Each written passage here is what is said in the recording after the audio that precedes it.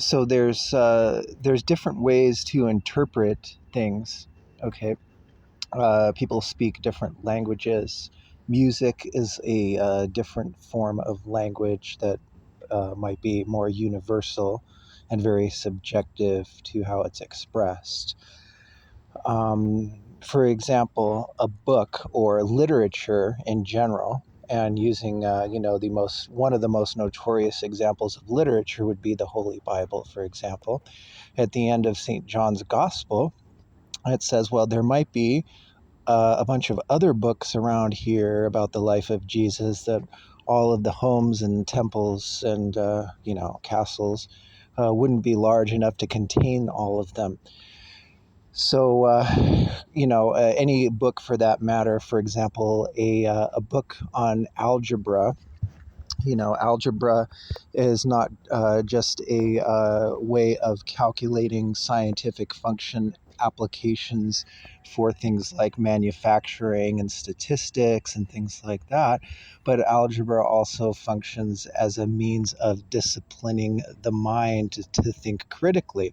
Now, in all forms of literature, you can interpret them in different ways, but two ways in particular for interpretation that should be understood are the difference between a literal interpretation and a figurative interpretation. Now, a literal interpretation is probably like, for example, in a book that is nonfiction about an actual historical event, is where we literally interpret what we're reading for something that we're finding out that about that happened in the past. And then the figurative interpretation is what have we learned as a lesson from that event, whether it's fiction or nonfiction or poetry or art. Was there a lesson?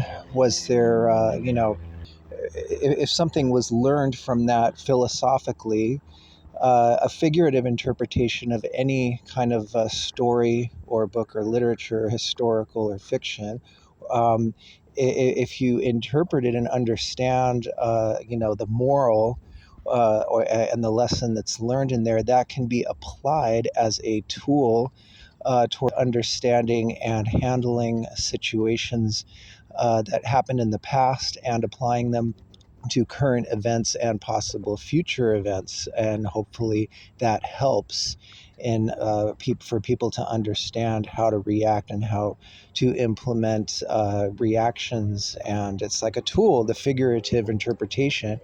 So, for example, in the Holy Bible, there are literal events and then there's parables. And then there are strange events in there that could be interpreted as like supernatural. And people will disagree and say, well, no, that actually happened, but you weren't there, so we don't know what happened, which is also true. However, the past is past anyway in a situation like that. So it's kind of an irrelevant moot point moving forward if we learn something from that anyway, figuratively from the literal or figurative philosophical event. We can apply that moving forward and to understand other similar events that happen subsequently in history and things like that.